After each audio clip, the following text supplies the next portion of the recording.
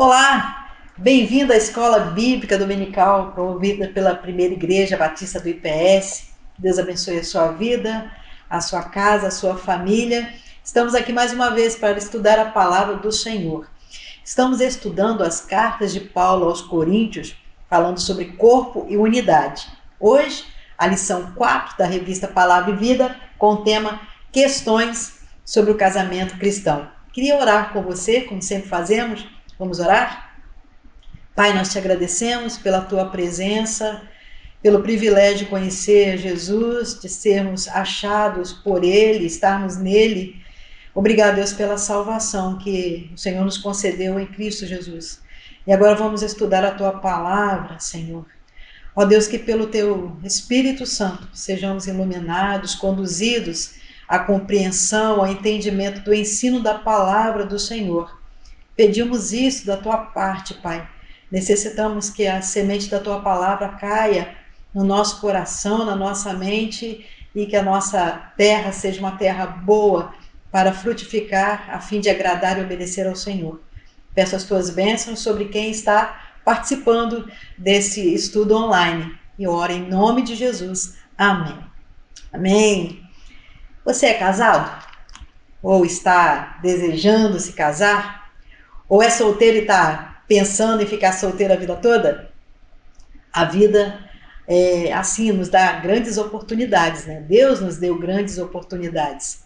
Ou quem sabe você está casado ou casada, mas está pensando até em se separar, se divorciar.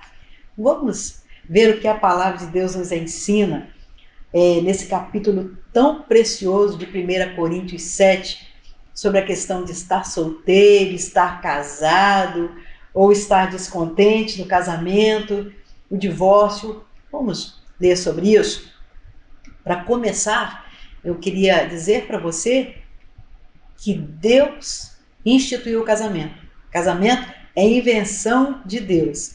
Nós podemos ver isso lá no primeiro livro da Bíblia, em Gênesis, no capítulo 3, de 18 a 25. Quando Deus realizou o casamento no primeiro casal, Adão e Eva. Então depois você pode separar um tempinho e olhar com calma esse primeiro texto da Bíblia sobre o casamento que Deus realizou. E agora, conforme estamos estudando as cartas paulinas de 1 Coríntios e 2 Coríntios, vamos ver hoje o capítulo 7. Vamos passo a passo, lendo um pouco versículos, comentamos e depois prosseguimos, tá ok? Então vamos lá, sua Bíblia aberta, nós vamos começar a ler agora. 1 Coríntios, capítulo 7, nós vamos ler do verso 1 ao verso 7, para começar. Ora, quanto às coisas que me escrevestes, bom seria que o homem não tocasse em mulher. Mas, por causa da prostituição, cada um tenha a sua própria mulher, e cada uma tenha seu próprio marido. O marido pague à mulher a devida benevolência, e da mesma sorte a mulher ao marido. A mulher não tem poder sobre o seu próprio corpo, mas tem-no o marido. E também da mesma maneira, o marido não tem poder sobre o seu próprio corpo, mas tem-no a mulher. Não vos defraudeis um ao outro, senão por consentimento mútuo, por algum tempo, para vos aplicardes à oração, e depois ajuntai-vos outra vez, para que Satanás vos não tente pela vossa incontinência. Digo, porém, isso, como que por permissão e não por mandamento, porque queria que todos os homens fossem como eu mesmo, mas cada um tem de Deus o seu próprio dom, um de uma maneira e outro de outra.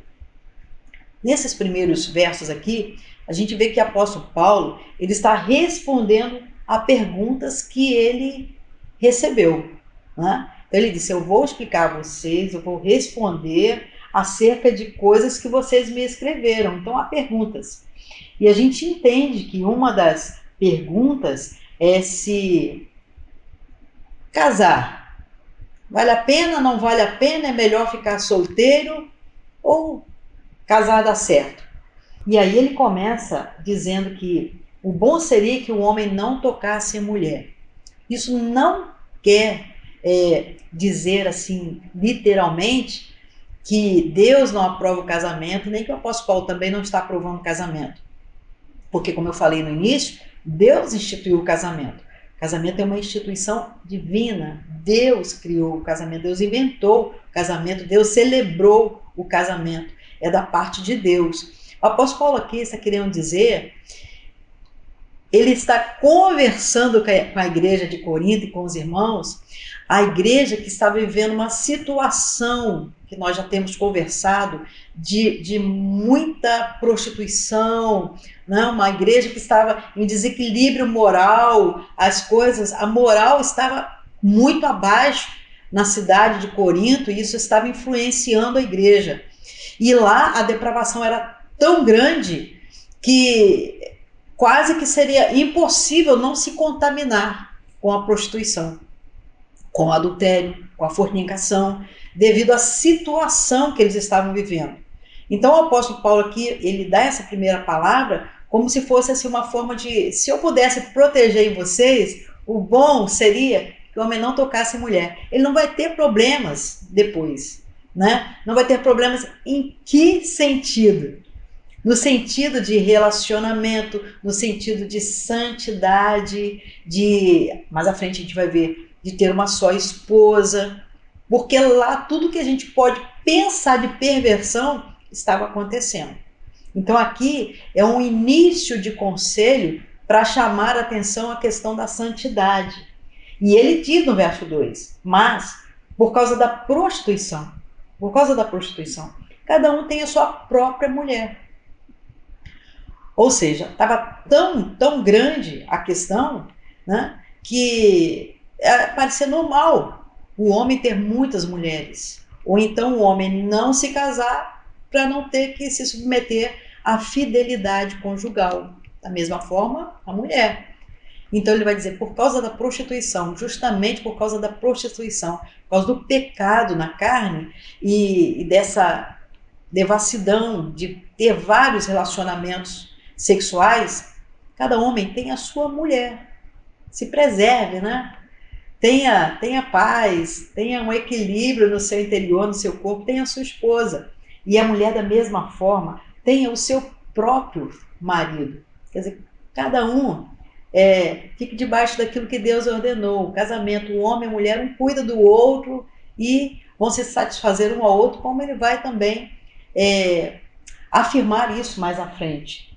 E aqui no verso 3 que ele afirma isso. O marido pague à mulher a devida benevolência, da mesma sorte a mulher ao marido. Deus fez o nosso corpo próprio para sentirmos desejos, termos uma vida sexual bonita, ativa, saudável. E Deus planejou isso para nós dentro do casamento. Nós podemos desfrutar daquilo que Deus fez para nós dentro do casamento. Essa foi a vontade de Deus manifestada desde o princípio, não é? E aqui ele diz, então, cada um dê o que é do direito ao outro.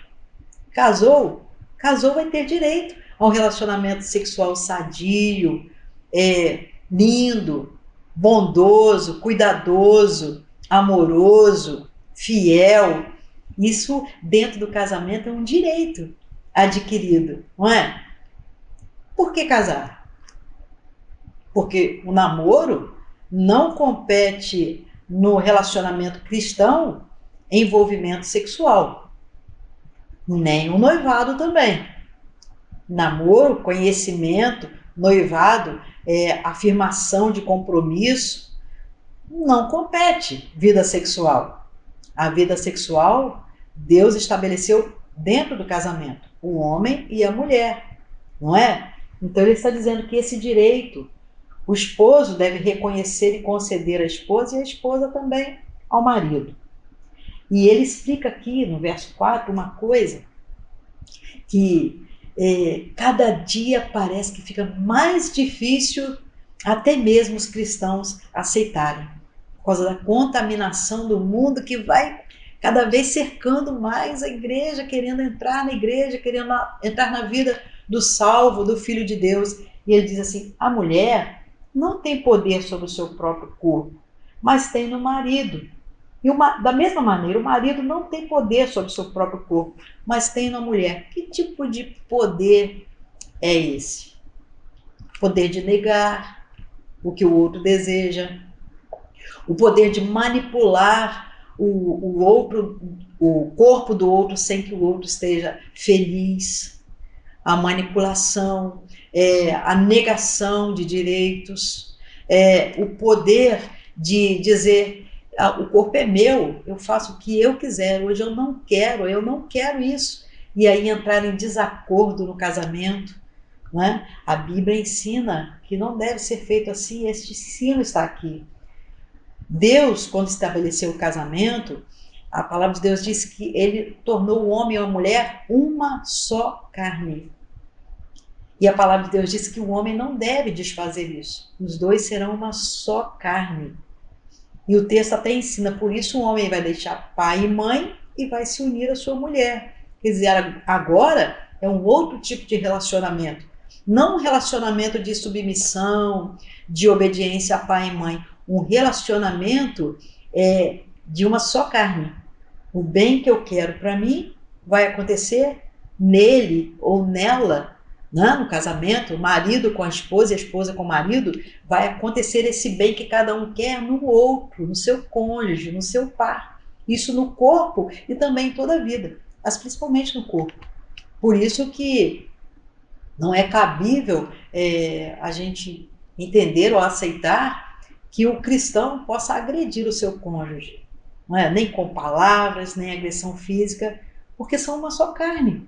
Quando um fere o outro, está se ferindo, não é? Mesmo que não perceba, é isso que está acontecendo, porque Deus estabeleceu assim. E ele diz: não vos defraudeis um ao outro, verso 5, senão por consentimento mútuo. Que defraudar é esse aqui? Ele vai explicar aqui, ó. Por algum tempo para vos aplicardes a oração. É tirar o direito do outro de ter a vida sexual em dia. Não é? Não defraudar, não tirar esse direito. Se o outro deseja, se o esposo deseja, se a esposa deseja, esse direito não deve ser defraudado, tirado. É um direito. Mas, se os dois concordarem que por um tempo vão se dedicar à oração e não ao relacionamento, se naquele momento, né, vão estar orando, então por consentimento mútuo, ó, hoje não, por um tempo vamos fazer um propósito com o Senhor, vamos ficar orando nesse tempo e vamos renunciar a esse prazer na carne para nos deleitarmos no prazer espiritual através da oração. Aí, aqui é um ensino de que é permitido, né, por Deus, pela palavra de Deus, mas com combinação, consentimento mútuo. Não é, irmãos? O que você acha aí?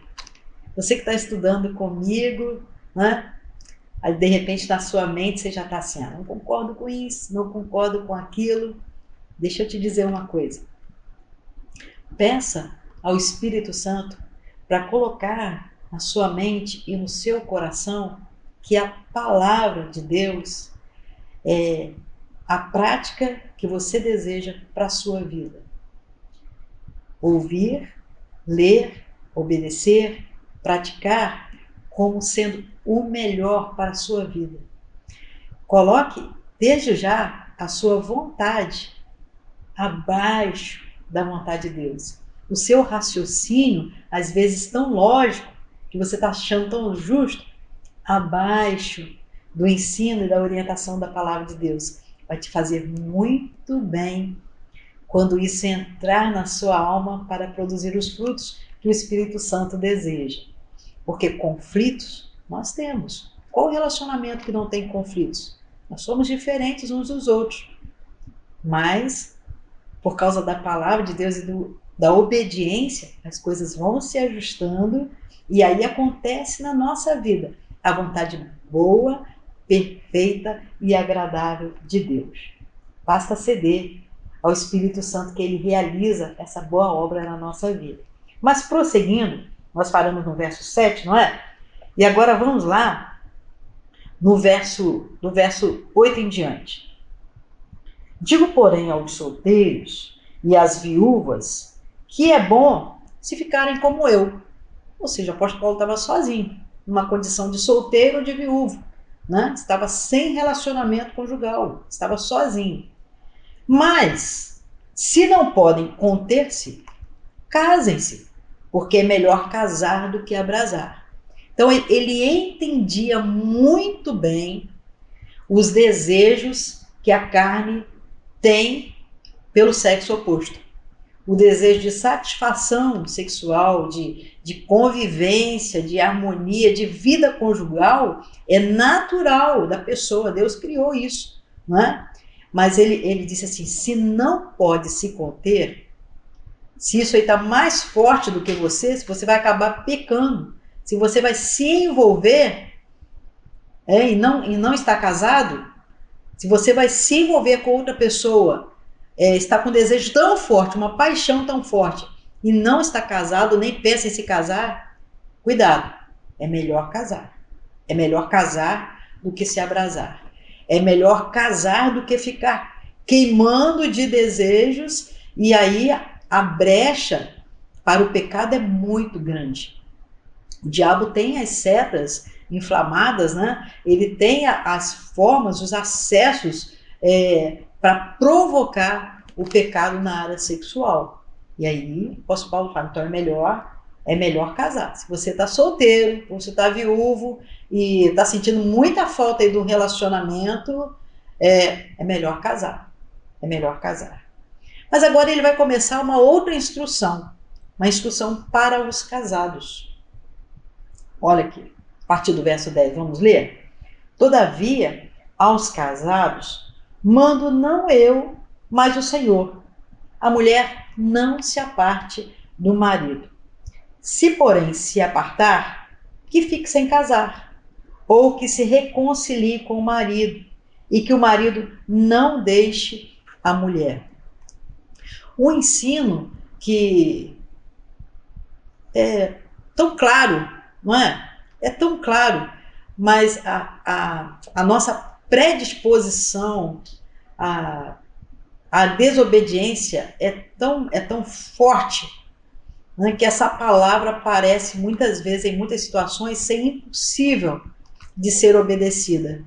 Mas é a palavra que dá segurança e é a palavra que faz dar certo. Quando a obediência, a sujeição ao Senhor entram em primeiro lugar. Aos casados, quem está casado, manda ao Senhor. A mulher não se separe do marido. E se ela se apartar, fique sem casar. E ele vai dizer aqui as condições mais à frente, porque a permissão de se apartar, né? De se apartar do marido, mas ficar sem casar.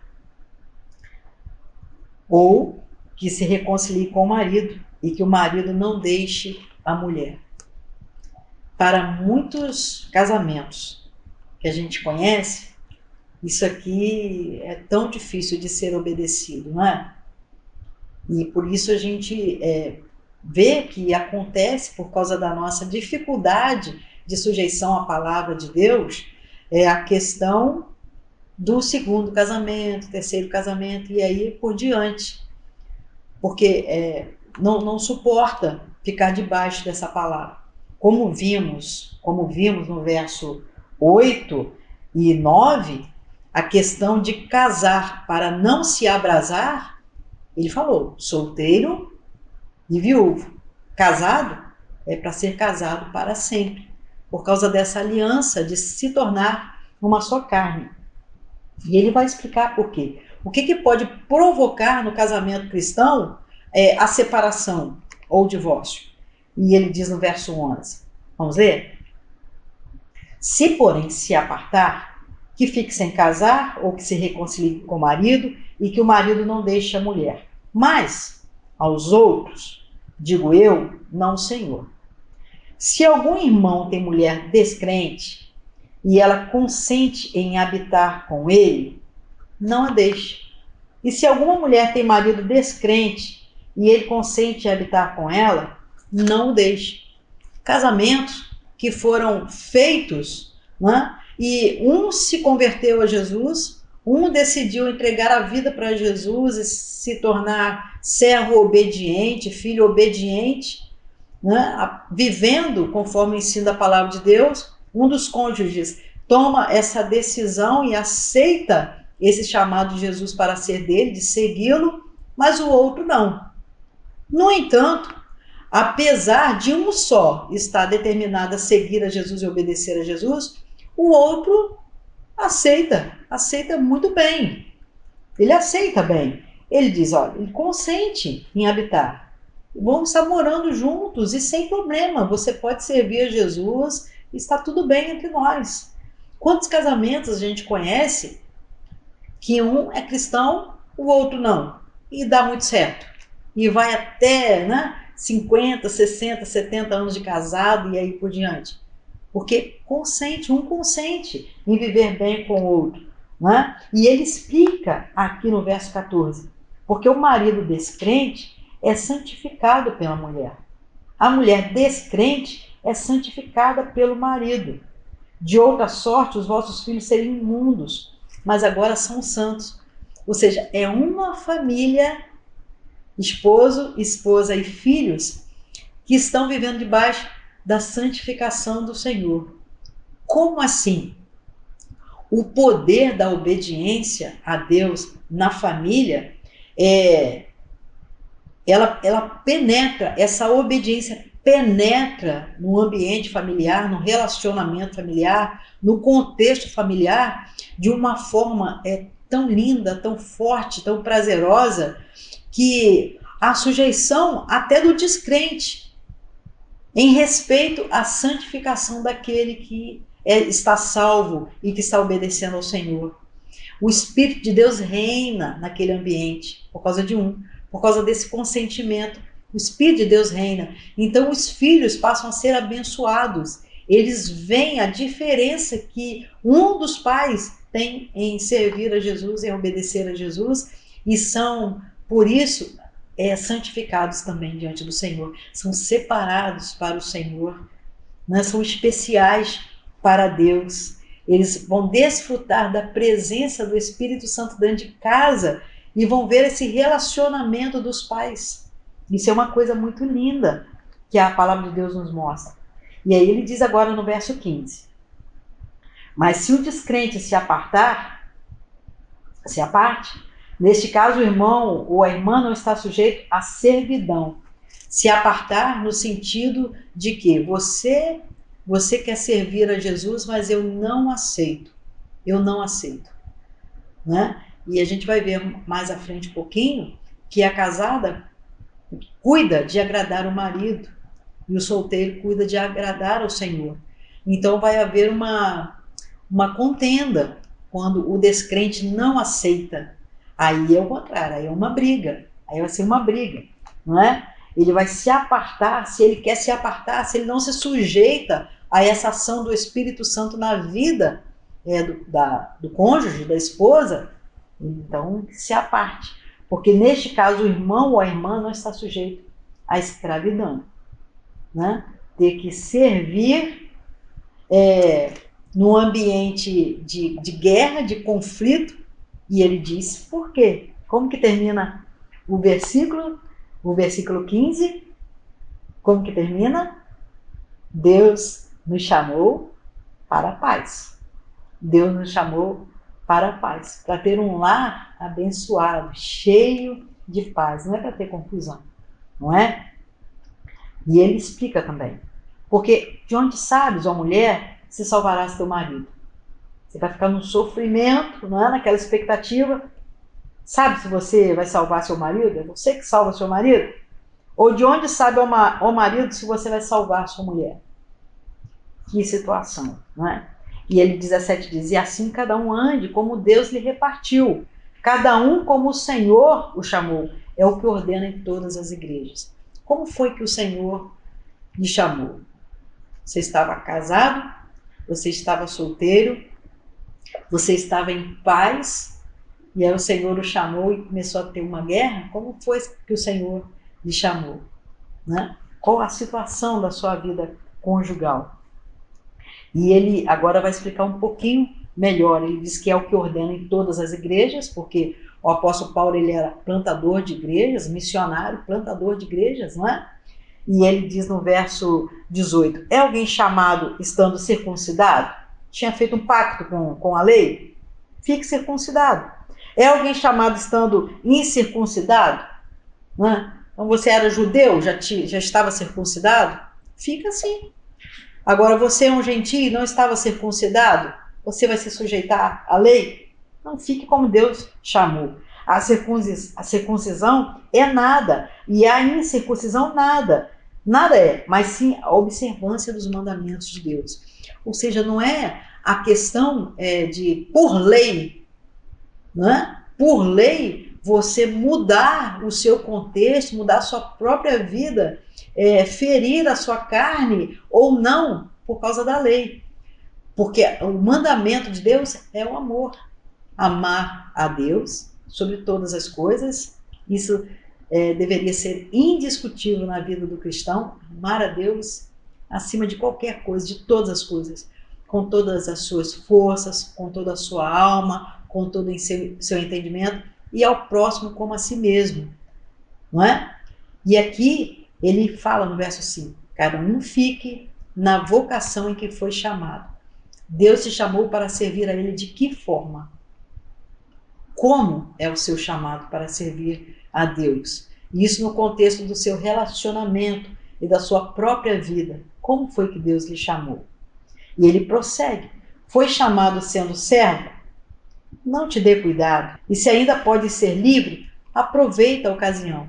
Aqui agora ele sai até mesmo do contexto só de relacionamento conjugal para a questão da vida como servo e escravo. Servo e escravo. Se pode ser livre, seja livre. Seja livre. E ele diz no verso 22, o que é chamado pelo Senhor sendo servo, é liberto do Senhor, é livre em Cristo. Não tem aquele peso de estar se sujeitando às coisas do mundo na escravidão. Ele se sente livre em Cristo. O próprio Senhor Jesus disse, se pois o Filho vos libertar, verdadeiramente sereis livres, não é? E ele diz, da mesma maneira, o que é chamado sendo livre, eu sou livre, eu faço tudo o que eu quero, ninguém manda em mim, a minha cabeça é o meu Senhor, é o meu dono. Mas aí, aqui, olha em cima. Se você é chamado sendo livre, você agora é servo de Cristo. É servo de Cristo. O Senhor da sua vida é Jesus Cristo. Ele é que vai direcionar o nosso caminhar, as nossas ações, né? Aquilo que nós pensamos vai ser confrontado pela mente de Cristo, pela sabedoria de Cristo, pelas características de Cristo. Então, ele nos torna assim servos, porque ele nos ama e nos conduz a uma vida de segurança. Segurança. Ele diz, fostes comprados por bom preço, não vos façais servos dos homens. Quantas vezes a gente ouve falar, sabe, de situações em que nos relacionamentos as pessoas são oprimidas para se sujeitarem a alguém que se sente dono delas. Alguém que deseja comprá-las, né, subornar. Quantas pessoas são subornadas por outras para realizar desejos até mesmo sexuais, no sentido de entregar o seu corpo a outro, porque o outro se sente dono. E nós não devemos nos fazer servos de homens porque fomos comprados por um bom preço. Jesus pagou um alto preço para sermos livres, felizes, termos vida abundante em Cristo Jesus, como o próprio Senhor Jesus nos disse lá em João, no Evangelho de João, capítulo 10, verso 10, que ele veio para que tenhamos vida e vida em abundância. Então ele vai confirmar isso, apóstolo Paulo. Irmãos, cada um fique diante de Deus no estado em que foi chamado. Agora vem outra instrução. As virgens, não tenho mandamento do Senhor, porém dou o meu parecer, como quem tem alcançado misericórdia do Senhor para ser fiel. Como se o apóstolo Paulo aqui não tivesse nas conversas com Jesus, né, no aprender com Jesus sobre as questões relacionadas ao casamento cristão, algo direcionado por Deus para conversar com ele sobre as virgens. Mas ele vai dar o parecer dele pela experiência. E ele diz assim: eu alcancei misericórdia do Senhor para ser fiel. Então tenho, pois, por bom, verso 26, por causa da instante necessidade, que é bom para o homem estar assim. Estás ligado à mulher? Não busque separar-te. Já tem um relacionamento? Fica firme. Vai dar certo em Cristo. Está livre de mulher? Não está dependendo, não está sentindo falta, não está preso a ninguém? Se você pode, não busque mulher. E ele vai explicar por quê. Se te casares, não pecas. Se a virgem se casar, não peca. Todavia os tais terão tribulações na carne e eu queria poupar-vos. Ou seja, o relacionamento, ele traz um desgaste. É natural, não é? Porque somos diferentes. E às vezes, para servir a Cristo, se a gente consegue servir a Cristo sem esse desgaste, quem está solteiro, né? Quem está solteiro, se consegue servir a Cristo sem esse desgaste, é melhor. É melhor ficar sozinho porque vai servir a Cristo de forma plena e sem ter que dar explicações, sem ter que se ajustar em muitas coisas com o outro por causa da submissão e do direito que um tem sobre o outro, por serem uma só carne em Cristo. E ele explica, né? Os tais terão tribulações na carne e eu queria poupá-los. No verso 29, leia comigo. Isto, porém, vos digo, irmãos, o tempo se abrevia. O que resta é que também os que têm mulheres sejam como se não as tivessem. Apóstolo Paulo dizendo aqui, olha, ainda que você, no seu casamento, você tenha esse relacionamento, viva para Cristo como se você tivesse que se dedicar muito a Jesus, por causa do tempo. E ele aqui já percebia o quanto é pequeno o tempo para servir a Cristo. O casamento, o relacionamento, ele já cobra de nós muitas tarefas, muitos compromissos um com o outro. Pensa comigo, no casamento, né? Precisa haver o sustento da casa, precisa haver o sustento dos filhos, precisa haver a dedicação no relacionamento, o tempo para estar juntos. A nossa vida é bastante envolvida por causa do nosso relacionamento conjugal. Aqueles que são casados sabem disso, muda muito. Muda ou não muda, solteiros? Você que está aí comigo aí, me ajudando aqui na sonoplastia, Titio, muda ou não muda? Muda, não é? Muda. Antes você não tinha tantas preocupações. Quantas coisas que o solteiro desfruta e às vezes ele nem percebe, mas que os pais, né, conseguem dar um suporte em despesas que ele nem percebe, mas que depois que casa vão cair diretamente na responsabilidade do casado e da casada. Quantas vezes a solteira, né, ela não percebe tantas coisas que a mãe faz e a protege de um desgaste, que depois no casamento vai ser responsabilidade dela. Então o apóstolo Paulo está falando sobre isso. Esse tempo que nós temos para servir ao Senhor é muito pequeno. E como aqui também, para eles, parecia que Jesus ia logo voltar, então ele já falava, o tempo se abrevia, Jesus vai voltar.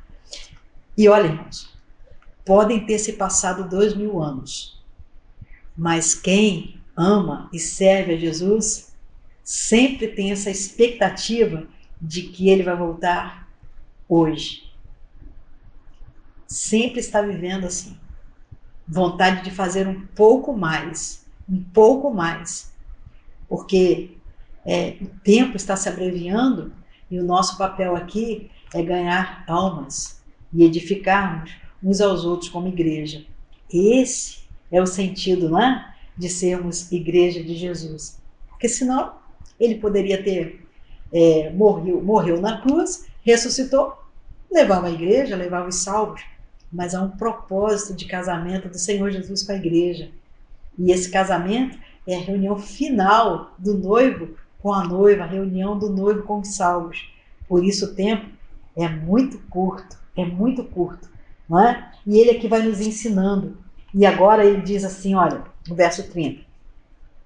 Os que choram, como se não chorassem. Os que folgam, como se não folgassem. Os que compram, como se não possuíssem. Os que usam deste mundo, como se dele não abusassem. Porque a aparência deste mundo passa. É assim, não é? A palavra de Deus ela é muito rica, ela é muito clara. O que a gente chora hoje, qual o sentido que faz chorar hoje na eternidade? Qual o sentido que faz muitas coisas hoje, muitas festas hoje? Qual o sentido para a eternidade? Qual o sentido para a eternidade de muitas coisas que nós compramos e parece que vamos reter? Qual o sentido? E no verso 32, leia aí comigo. E bem quisera eu que estivesse sem cuidado. O solteiro cuida das coisas do Senhor, em como há de agradar ao Senhor. Mas o que é casado cuida das coisas do mundo, em como há de agradar a mulher. É sim, queridos. Essa palavra aqui é verdadeira. O solteiro ele tem um tempo maior, mais consistente para servir a Cristo. Não tem tantas preocupações, tantas obrigações. E apesar do nosso contexto cultural, a escola tomar uma grande parte do tempo dos solteiros, e hoje eles também se dedicarem ao trabalho porque querem possuir, querem ter, não precisaria ser assim, né? Se debaixo da palavra de Deus a gente ficasse e aceitasse o compromisso que os pais têm de cuidar do solteiro, de prover para o solteiro condição de vida digna, sem aquela preocupação exacerbada de ter, possuir, o solteiro certamente ele tem uma qualidade de tempo bem melhor e bem maior para servir ao Senhor. Mas o casado cuida das coisas do mundo. Como vai agradar a mulher? Por causa dessa dependência do relacionamento ser positivo, ser agradável, de ter um cuidado um com o outro e de ser justo um para com o outro. E aí ele vai explicar no verso 34, vamos ler? Há diferença entre a mulher casada e a virgem.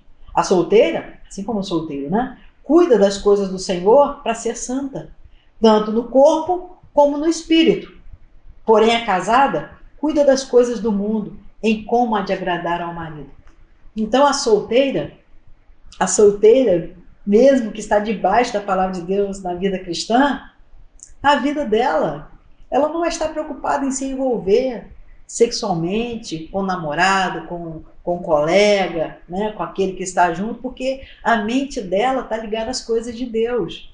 Ela tem tempo para isso, ela pode zelar pelas coisas de Deus, pode se dedicar.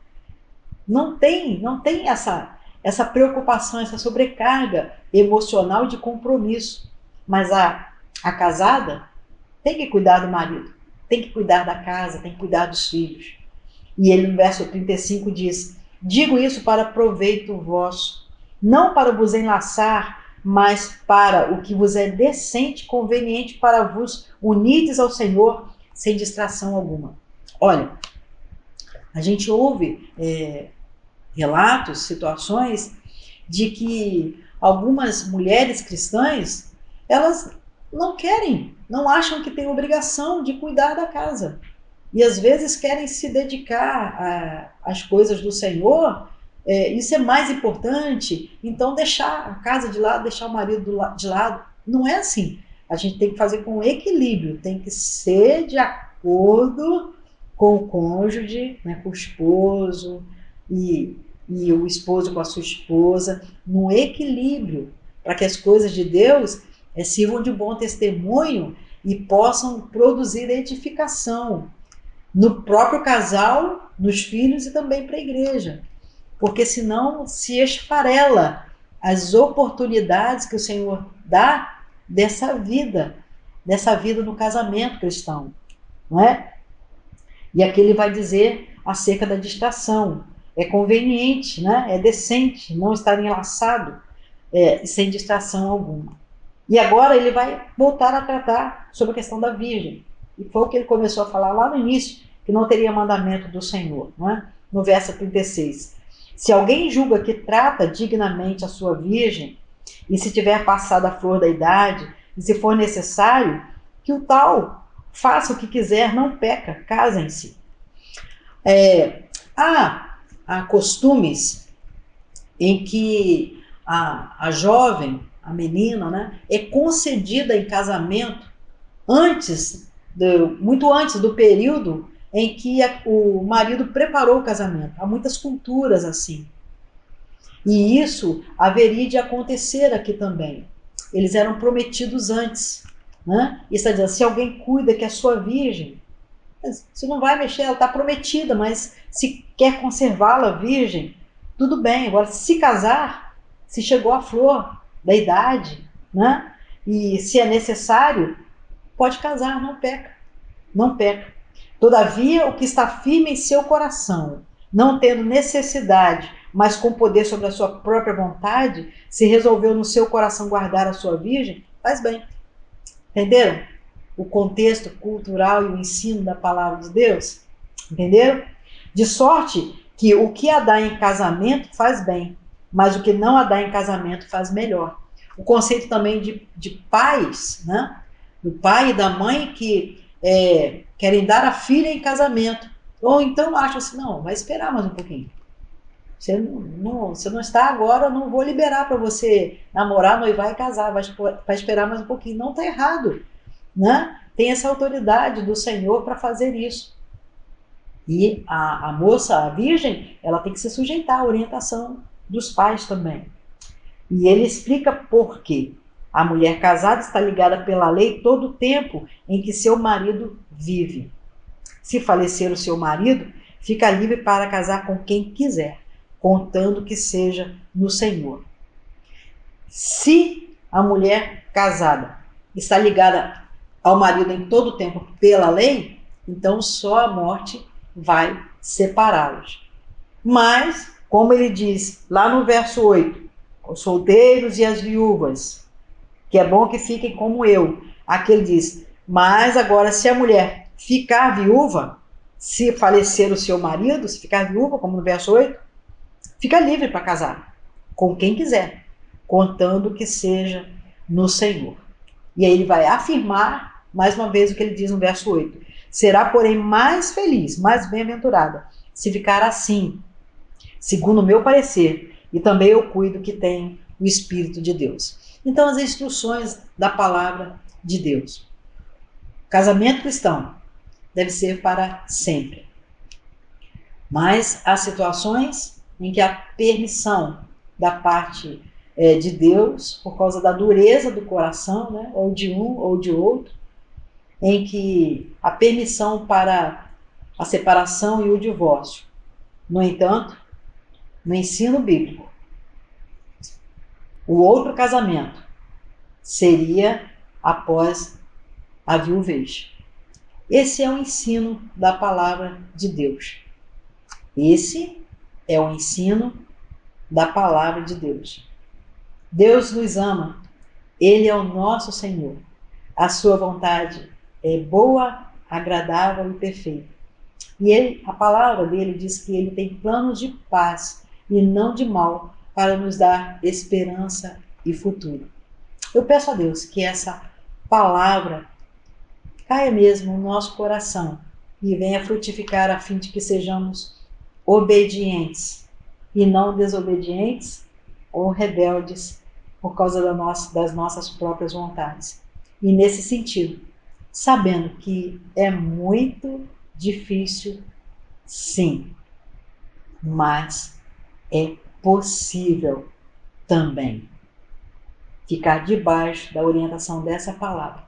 É que eu peço a Deus que mais uma vez te abençoe e que essa palavra possa encher o seu coração de temor, de tremor, mas de alegria, porque o bom nessa vida é obedecer, amar e ser feliz com Jesus.